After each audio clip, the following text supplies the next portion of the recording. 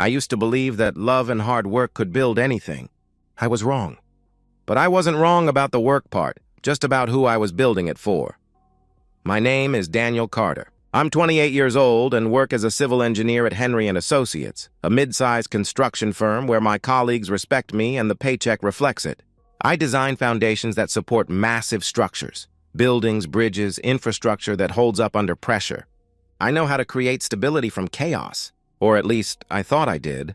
I met Rachel Thompson during our junior year at State University. She was studying communications while I buried myself in structural analysis and physics. We first connected during a late-night study session at the campus library. Her struggling with statistics, me offering to help. She had this way of laughing that made her eyes crinkle at the corners. I remember thinking how authentic that seemed. How genuine. You know, she told me that first night, tucking a strand of copper hair behind her ear. I've never understood numbers, but somehow you make them make sense. We built our relationship slowly, methodically. Weekend coffee dates became movie nights, became meeting each other's families. We talked about the future like it was a blueprint we were designing together. Stable careers, a home, maybe kids someday. I believed every word. 3 years ago, we got married in a small ceremony by the lake. Her parents were there, looking proud but slightly reserved. My older brother Kevin stood beside me as best man, along with a handful of close friends. The photographs show us beaming, her in a simple white dress that caught the sunlight, me in a dark blue suit I'd saved 2 months to afford. Our honeymoon in the Bahamas was everything we'd dreamt about. Turquoise waters lapping against white sand. Cocktails served in coconut shells as the sun melted into the horizon. Rachel posted dozens of photos online. Forever starts now. Found my forever home in his arms. The beginning of our greatest adventure. I believed those captions with every cell in my body. A year into our marriage. Rachel quit her administrative job at Parkside Dental. We discussed it for weeks, running the numbers, weighing options. My salary of $78,000 was enough to support us both comfortably. Not extravagant, but stable, secure. I want to focus on creating a real home, she said, her voice soft but determined. Something that feels like us, not just a place we sleep between work shifts. I love the idea. Coming home to freshly prepared meals instead of takeout containers. Walking into rooms that smelled like her. Vanilla candles and that lavender lotion she always used. A wife who wasn't exhausted from her own workday. Who greeted me at the door with genuine enthusiasm rather than shared fatigue. We bought a 3-bedroom suburban house with a white picket fence and a 2-car garage. Cliché maybe, but it represented everything we'd worked for. The neighborhood was quiet, established. The kind of place where people plant gardens and raise children. We hadn't started our family yet, but we'd talked about it. Maybe next year, maybe when I got the promotion I was tracking toward. Friday nights became sacred. I'd stop at the corner flower shop on my way home, pick up whatever was in season. We'd order takeout, open a bottle of wine, stream whatever movie we'd been meaning to watch. Rachel's head on my shoulder, her fingers intertwined with mine. Simple. Perfect. This is everything I've ever wanted, I told her one night, 4 months ago.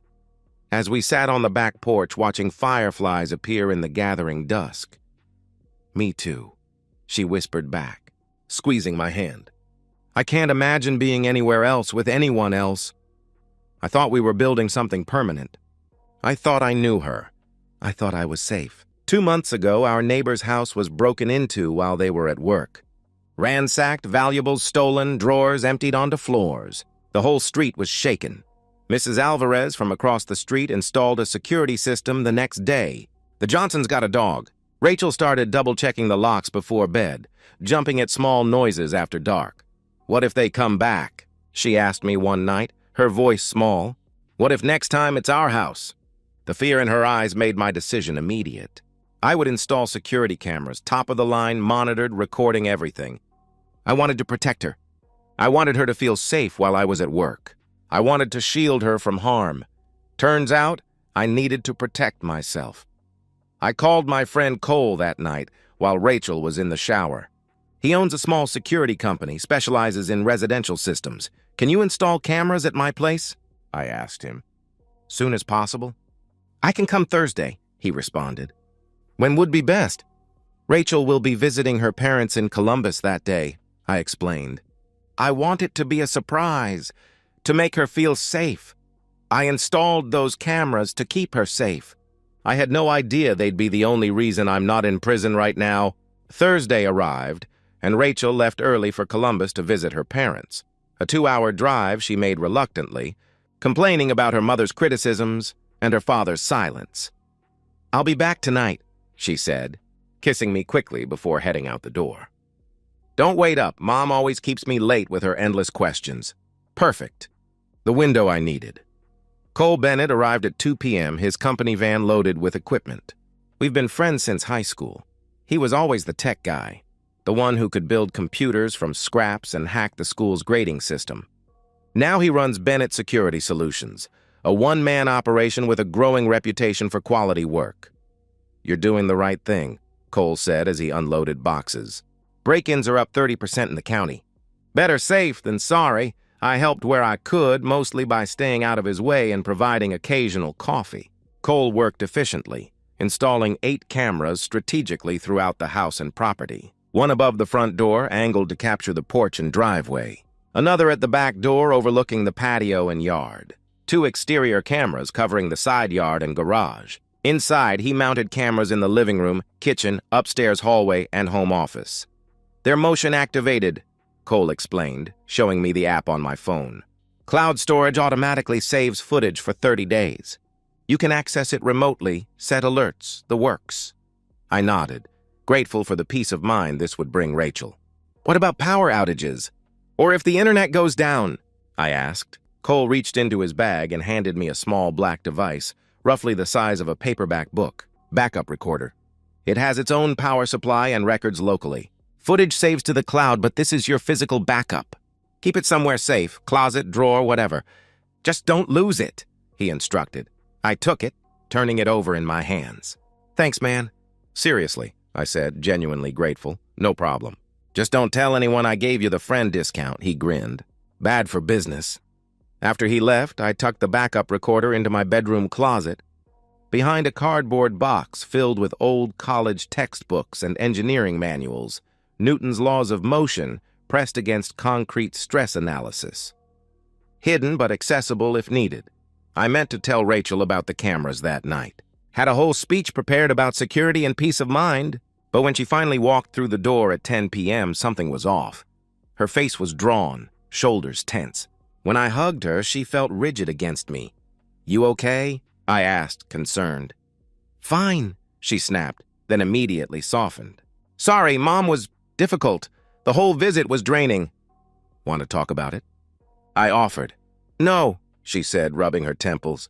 I just want a hot bath and sleep. I held her, told her to rest, promised things would look better in the morning. The cameras could wait. They were invisible anyway. Cole had done an expert job hiding them in crown molding, behind air vents, integrated into existing fixtures. Rachel wouldn't notice unless she was specifically looking. Days passed. The cameras became background, silent sentinels recording our domestic routine. I checked the app once or twice to ensure they worked, then largely forgot about them. Life continued normally, or what I thought was normal. Rachel seemed the same, affectionate most mornings, kissing me goodbye as I left for work. She'd text during my lunch break, little things, grocery questions, funny observations. Dinner would be waiting when I came home. On weekends, we'd tackle house projects or meet friends for dinner. There were no red flags, no sudden coldness, no unexplained absences or suspicious behavior. That's what made it so perfect. She didn't change. She didn't slip up. She played the role flawlessly. 3 weeks after the installation, I came home on a Tuesday evening. The site inspection downtown had run long, a support beam showing concerning stress patterns that required additional analysis. I was tired, my mind still tangled in calculations and safety margins. The routine was automatic, keys on the counter, calling out, "I'm home!" as I headed upstairs for a shower. The bathroom was steamy from Rachel's recent use. Her wet towel hung on the rack, her floral shampoo permeating the air. The hot water felt like salvation, washing away dust and exhaustion. I closed my eyes, let the pressure beat against my shoulders, worked shampoo through my hair methodically. Somewhere in the background, muffled by water and bathroom walls, I heard the doorbell. Probably a package delivery or neighbor. Rachel would handle it. I rinsed off, toweled dry, pulled on jeans and a fresh t-shirt. My hair was still damp when I walked downstairs. And my life ended. 2 police officers stood in my living room. Officer Brian Hayes, mid-30s, muscular, with the confident stance of authority. And Officer Kim Torres, late 20s, stern-faced and watchful. Rachel sat on the couch, sobbing, mascara streaking down her cheeks, tissue crushed in her trembling hands. Confusion hit me like a physical blow. "What's going on?" I asked, looking from one face to another. Officer Hayes turned to me, hand resting casually on his holster. "Daniel Carter?" he questioned. "Yeah?" I replied. "We received a 911 call reporting domestic abuse at this address," he stated firmly. I blinked, trying to process the words. They made no sense, like someone speaking a language I'd studied but forgotten. Domestic. What? I looked from the officers to Rachel, whose crying intensified when our eyes met. "There's been a mistake. I didn't know it yet, but while I was washing my hair, my wife was destroying my life." "There's been a mistake," I repeated, my voice steadier than I felt. "I just got home. I took a shower." Rachel's voice cut through the room, high-pitched and terrified. "Danny, please, just stop." She lurched toward the officers, one hand clutching her chest like she was physically holding herself together. "He came home angry. He shoved me against the counter. I tried to calm him down, but he wouldn't listen." She sobbed, her words tumbling out in a rush. My mind reeled, unable to process her words. This wasn't happening. This couldn't be real. "Rachel, what the hell are you talking about?" "I didn't touch you," I protested, taking a step forward. "Stay back, sir." Officer Torres stepped between us, her hand moving to her belt in warning. The message was clear: don't move closer. Rachel sobbed harder, her body shaking with apparent fear. Then, with trembling fingers, she pulled down the collar of her shirt to reveal angry red marks across her collarbone, fresh, vivid against her pale skin. "Look," she cried, voice breaking. "Look what he did." I stared, horrified and bewildered. Those marks hadn't been there when I walked in. They couldn't have been. I hadn't touched her. I didn't— "Rachel, why are you doing this?" I demanded, my voice cracking with confusion. Officer Hayes moved toward me with practiced efficiency. "Sir, turn around and place your hands behind your back," he ordered. "This is insane."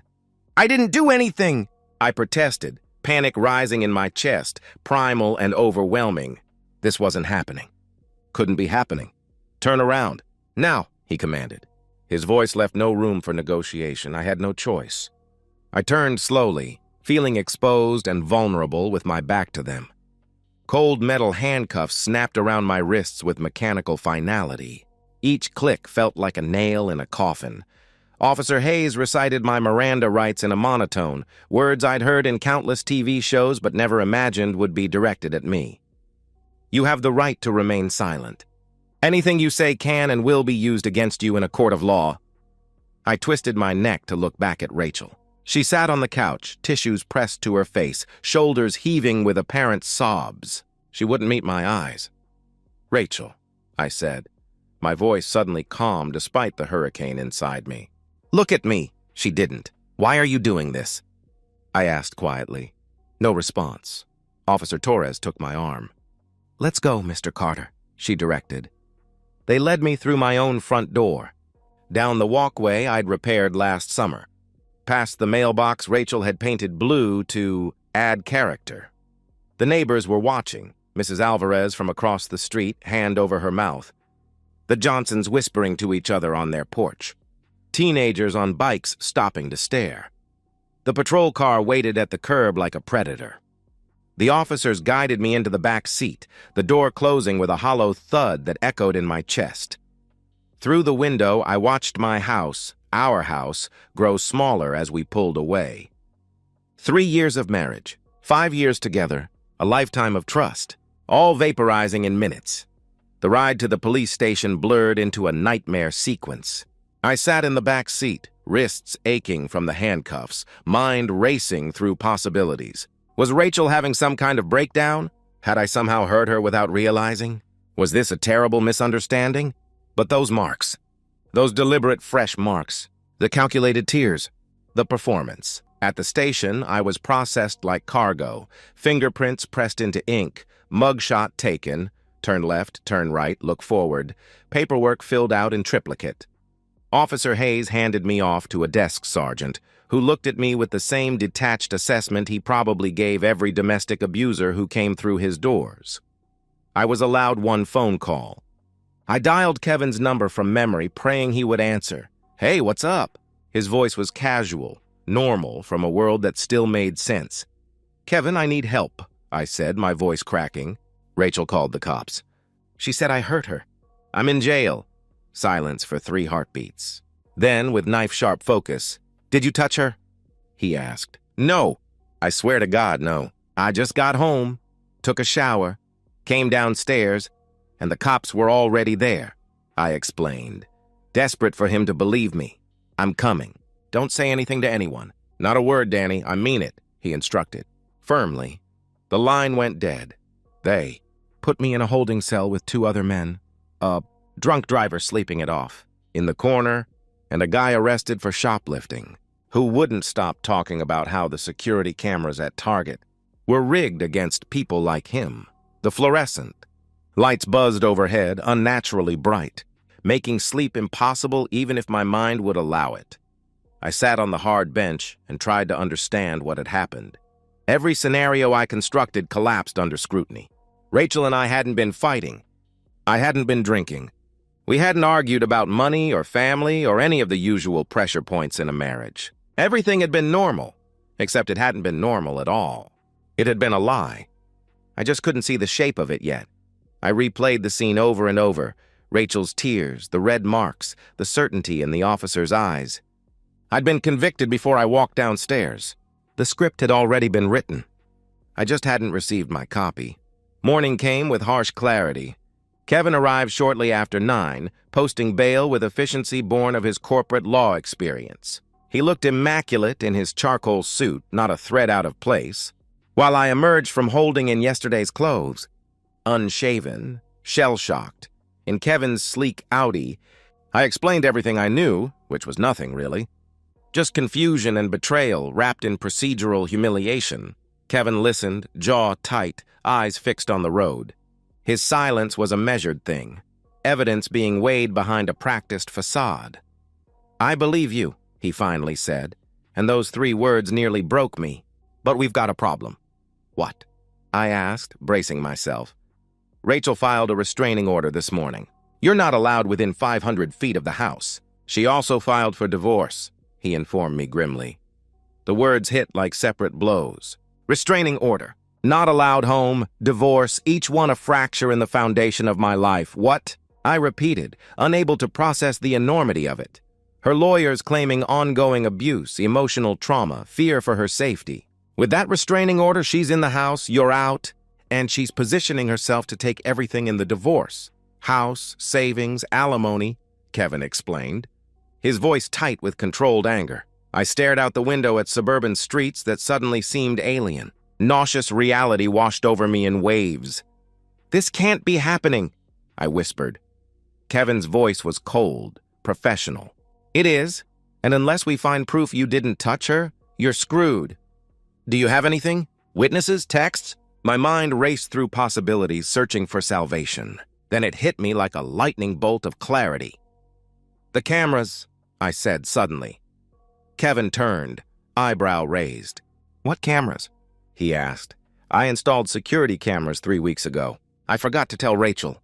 They record everything," I explained, hope rising. Kevin's expression shifted. Hope, calculation, the first hint of a smile. "Every room?" he questioned. "Living room, kitchen, hallways." "Outside," I confirmed. "And where's the footage?" He pressed. Hope surged through me, desperate and fierce. "Cloud storage. And a backup device in my closet." Kevin nodded, his lawyer mind already building a defense. "We need that footage now." The knot in my stomach tightened as Kevin parked a block away from my house, our house, keeping a careful distance because of the restraining order. "I can't go in there," I said. frustration burning in my chest. "If Rachel sees me—" "She won't," Kevin interrupted, his voice calm, methodical. "Because she's not there." "How do you know?" I questioned. "I had my assistant call her. Pretended to be from a spa offering a free massage and facial, a special for new clients." Rachel took the bait. "She has an appointment at Serenity Spa downtown. We have 90 minutes tops," he explained with a slight smile. I stared at my brother with newfound respect. "That's brilliant and slightly terrifying." Kevin shrugged. "When you practice corporate law, you learn how people operate. Now, where exactly is this backup device?" "Master bedroom closet, behind a cardboard box of college textbooks." "But I still can't go in," I started.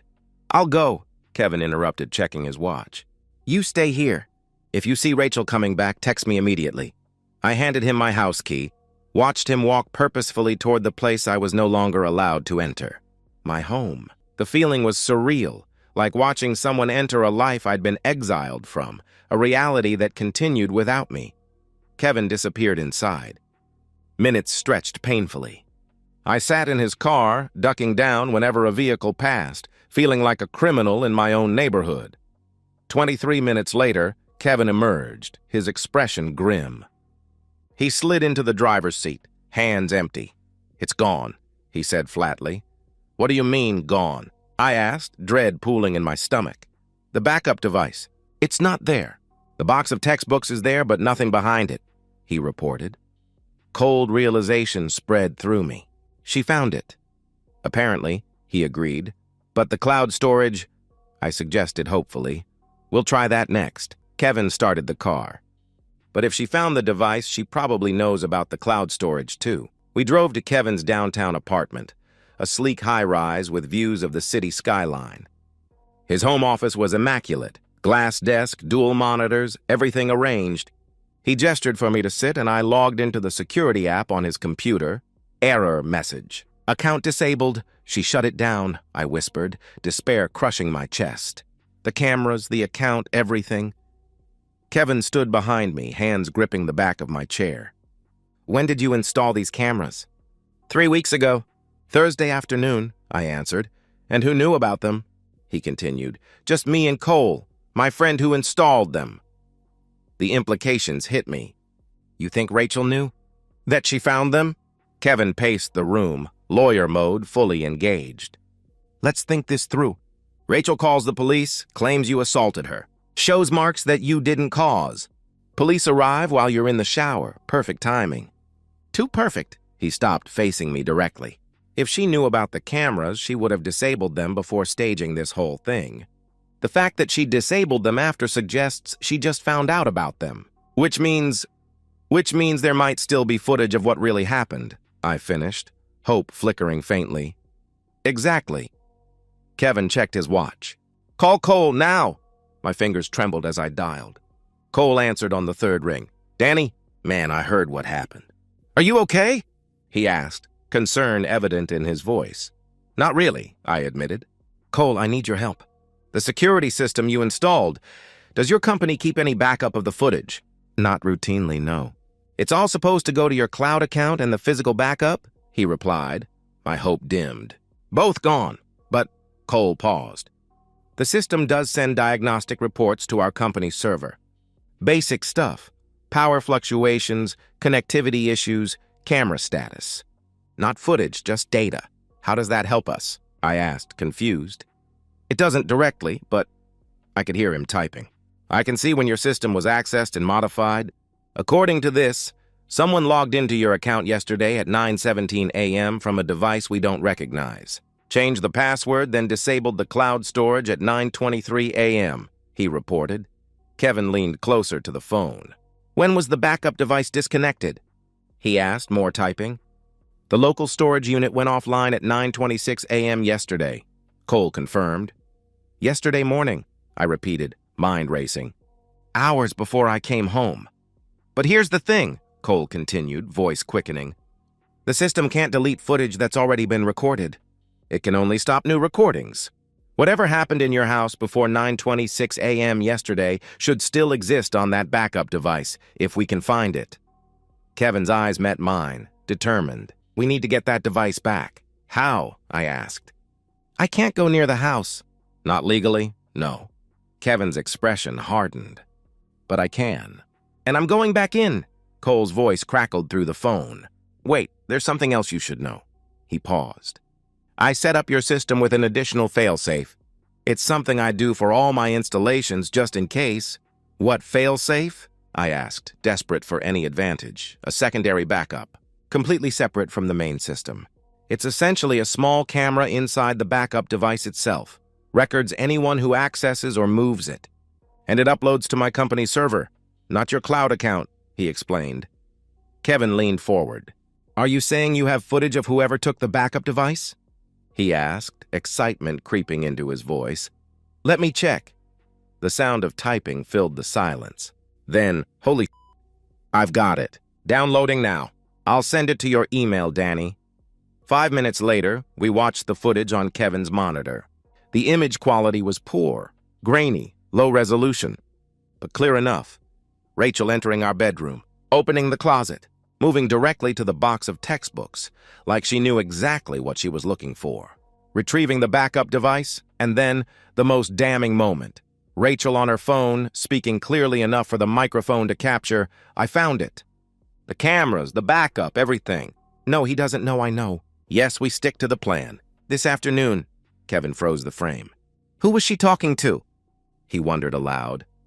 I don't know, I said, staring at my wife's face. Cold, calculating, a stranger wearing familiar features. But we need to find out. And we need that backup device. The police won't help, Kevin said. Not without evidence. And this footage alone isn't enough to prove what happened yesterday. I straightened, determination replacing despair. Then we get the evidence ourselves. How? Kevin asked. I have an idea. I reached for my phone. But we'll need help from someone Rachel won't suspect. Margaret Sinclair's law office occupied the 17th floor of a downtown building, all gleaming surfaces and understated wealth. The receptionist led us to a corner office with floor-to-ceiling windows overlooking the city. Margaret rose from behind her desk as we entered. Tall, mid-50s, with silver-streaked black hair and the sharply tailored suit of someone who wins more than she loses. Kevin, she nodded to my brother. And you must be Daniel. Her handshake was firm, professional. No sympathy, no judgment, just assessment. I liked her immediately. Thank you for seeing us on such short notice, I said gratefully. Kevin and I go back a long way, she replied. She gestured toward the chairs across from her desk. He says you have a complicated situation. That's one way to put it, Kevin remarked dryly. Show her, Danny. I connected my phone to her computer monitor and played Cole's footage, Rachel finding the backup device, making the call, sticking to the plan. Margaret watched without comment, her expression unchanging. When it ended, she folded her hands on her desk. So your wife staged a domestic abuse claim against you, likely in conjunction with someone else, presumably to secure favorable divorce terms, she summarized, her voice clinical, precise. And you believe the evidence proving this is on a backup device she's hidden somewhere? Yes, I confirmed. Do you have any idea where she might have put it? Margaret asked. I shook my head. She could have destroyed it. Or given it to whoever she was working with. Margaret's eyes narrowed slightly. You said the incident occurred yesterday. The police were called while you were in the shower, correct? Yes, I came downstairs and they were already there, I explained. And one of the officers was named, she prompted. Hayes, I supplied. Officer Brian Hayes and a female officer, Torres. Margaret tapped her pen against her notepad. Hayes, Hayes! She turned to her computer, typed rapidly. Interesting. What? Kevin and I asked simultaneously. She turned the monitor toward us. A social media page showed a group photo from the police department's summer picnic. Officer Brian Hayes stood near the edge, smiling. And next to him, partially cropped but unmistakable, was Rachel. This is from 4 months ago, Margaret said. Before you installed the cameras, correct? My stomach dropped. Yes, I confirmed, the pieces falling into place. So it seems your wife and Officer Hayes have known each other for some time, she observed. The pieces clicked into terrible alignment. She's having an affair with him, I said, the words bitter in my mouth. It appears so, Margaret agreed. and potentially conspiring with him to frame you for domestic abuse. Kevin leaned forward. "This is good. We can use this," he said, the lawyer in him calculating. "Perhaps," Margaret cautioned, "but a photo proving they know each other isn't enough. We need that backup device with the footage of what actually happened yesterday." "I can't go near the house," I reminded them. "Restraining order." Margaret's smile was thin but determined. "You can't, but I can send someone who can." "Who?" I asked. "My investigator, Alicia Torres. No relation to the officer, I assure you. She's very good at finding things people don't want found," she explained. Kevin nodded. "How soon?" he asked. "Immediately." Margaret picked up her phone. "But we'll need a plan." The plan was simple but effective. Alicia would pose as a representative from a women's support organization, offering Rachel victim services and support during her difficult time. The pretense would get her into the house, where she'd search for the backup device. While Margaret coordinated with Alicia, Kevin pulled me aside. "This might not work," he warned quietly. "If Rachel destroyed the device—" "She didn't," I interrupted confidently. "She's too smart for that." "How can you be sure?" Kevin asked skeptically. "Because the evidence on that device doesn't just incriminate me, it exonerates her. If I'm convicted of domestic abuse, she gets everything in the divorce. But if I'm somehow proven innocent, she needs evidence to counter that, to maintain her story." "She'd keep it as insurance," I explained. Kevin considered this. "That actually makes sense," he conceded. "She wouldn't destroy it," I continued, "but she might give it to Hayes for safekeeping."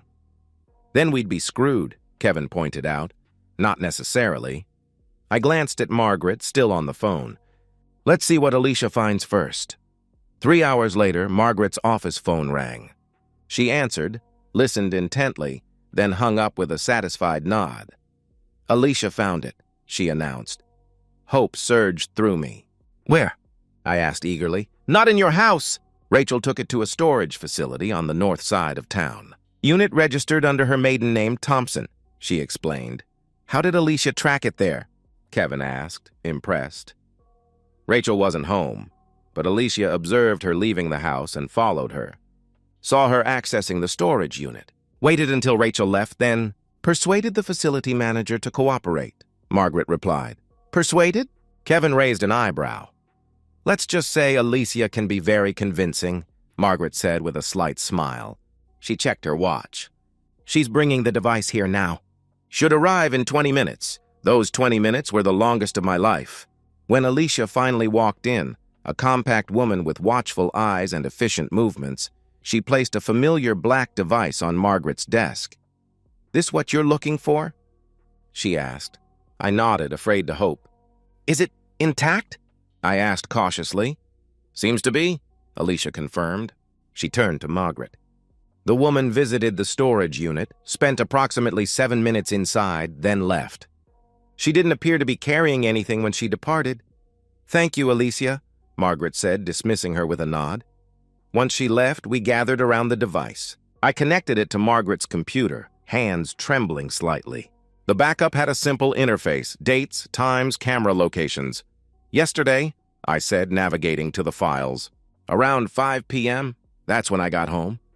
We found the files, 8 camera feeds covering the entire house. I clicked on the kitchen feed first, and the video began to play. Rachel, alone in the kitchen, pacing, checking her watch. Then taking a wooden spoon from the drawer and... I flinched as she deliberately, methodically pressed the handle against her collarbone, applying pressure until red marks formed on her pale skin. She examined them in a compact mirror, adjusted, pressed harder, creating evidence.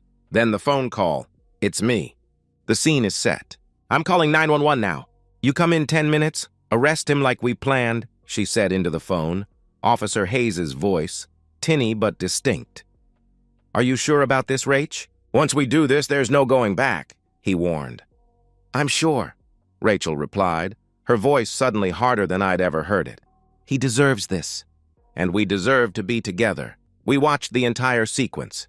Rachel's 911 call, her Oscar-worthy performance as she reported being assaulted. Me upstairs, oblivious in the shower. The police arriving, Hayes and Torres. Rachel briefing them quickly, pointing upstairs, coaching them on what to say, and then me, walking downstairs into the trap. When the footage ended, the room was silent. Kevin placed a hand on my shoulder. Margaret's expression was grim but satisfied. "This," she said firmly, "is exactly what we needed." Relief and rage warred within me. "What now?" I asked. "Now," Margaret said, ejecting the backup drive and placing it carefully in her desk drawer. "We prepare for court, and we make copies. Many, many copies." 3 weeks later, I sat in a courtroom trying to control my breathing. It was a preliminary hearing for the restraining order and the domestic abuse charges. If this went badly, I faced a criminal trial, potential jail time, and financial ruin. The courtroom had that particular hush of contained tension, the low murmur of attorneys conferring, the rustle of papers, the occasional cough echoing against marble and wood. I sat stiffly in my navy suit, the one I'd worn to conferences and weddings, now pressed into service for my defense. Rachel arrived precisely 5 minutes before the hearing was scheduled to begin. She was dressed immaculately, navy dress, modest heels, hair styled in soft waves, makeup subtle but perfect. She looked like a victim, composed, brave, wounded but strong. Our eyes met briefly across the room. Hers flickered away first. I wondered if that was guilt or just good acting. I sat beside Margaret Sinclair, who wore a sharp gray suit and carried a leather briefcase. She'd reviewed every second of footage, every document, prepared for every contingency. She was ready. So was I. Judge Thomas Brennan, a man in his early 60s with silver hair and piercing eyes, entered the courtroom. The bailiff called for all to rise, and the proceedings began with formal, ritualistic language. "We're here for the preliminary hearing in the matter of Carter versus Carter," the judge began, settling behind the bench. "Ms. Carter, you may present your statement." Rachel stood, dabbing at her eyes with a tissue. Her voice was soft, fragile, a performance I now recognized with sickening clarity. "Your Honor, I married Daniel because I loved him. I thought we'd build a life together," she began, her voice catching theatrically. "But over the past year, he became controlling, angry. He'd criticize me, belittle me. That night, he came home in a rage. He shoved me against the kitchen counter. I tried to calm him down, but he wouldn't stop. I had to call the police. I was terrified." The judge nodded sympathetically, making a note. "Mr. Carter, do you have a response?" he asked, turning to me. Margaret stood, radiating quiet confidence. "Yes, Your Honor. We have video evidence that completely contradicts Ms. Carter's claims," she stated firmly. Rachel's face paled slightly. "Video?" she whispered, barely audible. "Your Honor," Margaret continued smoothly, "my client installed security cameras in his home 3 weeks before the alleged incident. The footage shows exactly what happened that night." The judge leaned forward, interest sharpening his features. "I'll review it," he said. Margaret handed a USB drive to the bailiff. The courtroom went silent as the footage was loaded onto the large monitor.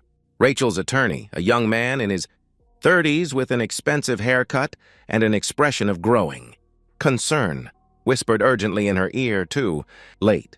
The video played with devastating clarity. Everyone watched Rachel, alone in the kitchen, injure herself with the wooden spoon. The red marks forming, her calm, calculated demeanor. The phone call, "It's me." The scene is set. "I'm calling 911 now.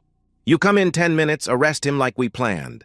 The fake 911 call, her trembling voice, her Oscar-worthy fear. And then, in the most damning sequence, Officer Hayes arriving before his partner, embracing Rachel, kissing her before assuming his professional demeanor when Officer Torres pulled up outside, Rachel's face drained of color. Her hands gripped the table. Her lawyer looked physically ill. The judge's expression hardened as he watched the entire sequence without interruption. When it ended, the courtroom remained silent, a collective holding of breath. Judge Brennan turned to Rachel. "Miss Carter, is this you in the video?" he demanded. Rachel opened her mouth, closed it, tried again. I can explain," she stammered. "Did you fabricate these injuries and falsely accuse your husband of domestic abuse?" The judge pressed. Silence stretched between them. "Ms. Carter, answer the question," he ordered, his voice hardening. Rachel's voice finally broke. "Yes," she admitted quietly. The courtroom erupted, gasps, murmurs, the scratch of journalists' pens against notepads. I sat perfectly still, feeling nothing but hollow vindication. The judge banged his gavel. "Order!" he commanded. He leaned forward, voice ice cold. "Who were you speaking to on the phone?" he demanded. Rachel looked down. Tears, real ones this time, streamed down her face. "Officer Brian Hayes. We've been involved. We planned this so I could leave Daniel, get the house, get everything. I thought it would work," she confessed, her voice barely above a whisper. The judge's voice was steel. "Bailiff, place Ms. Carter under arrest for filing a false police report, conspiracy to commit fraud, and perjury." Two officers approached Rachel. She didn't resist. The handcuffs snapped around her wrists with the same finality they had once secured mine. The judge continued. "Contact Officer Brian Hayes immediately. He's to be arrested and suspended pending investigation." Rachel was led away. She didn't look at me. Her perfect facade was shattered. Mascara running, shoulders shaking, her carefully constructed lie destroyed in minutes of irrefutable evidence. The judge turned to me. "Mr. Carter, all charges against you are dismissed with prejudice. The restraining order is vacated immediately. You have my deepest apologies for what you've endured. You're free to go," he announced. I stood slowly, feeling numb, vindicated but hollow. Margaret touched my shoulder. "It's over," she said softly. I nodded but knew it wasn't true. Some things are never really over. Outside the courtroom, news crews swarmed. Margaret issued a brief statement on my behalf. "Justice was served today. My client is grateful for the court's diligence and looks forward to rebuilding his life." Kevin drove me home in silence. Neither of us knew what to say. What words could possibly encapsulate the betrayal, the vindication, the empty victory? Home. The word had a hollow ring as I walked into the house, my house, for the first time in 3 weeks. It smelled like vanilla candles and lies. Rachel's coffee mug still sat on the counter, lipstick stain on the rim. Her magazines on the coffee table. Her shampoo in the shower. Her presence everywhere, but she was gone, and she was never coming back. I got my house back. My life back. But some things you can't get back. And I'm still figuring out what that means. 12 months later, I still wake up sometimes reaching for someone who isn't there. Muscle memory lasts longer than love, apparently.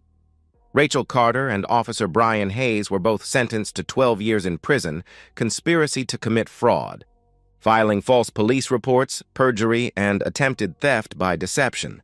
The judge showed no mercy, making an example of them both. Abuse of power and abuse of trust, he called it during sentencing. Among the most serious betrayals our society can face.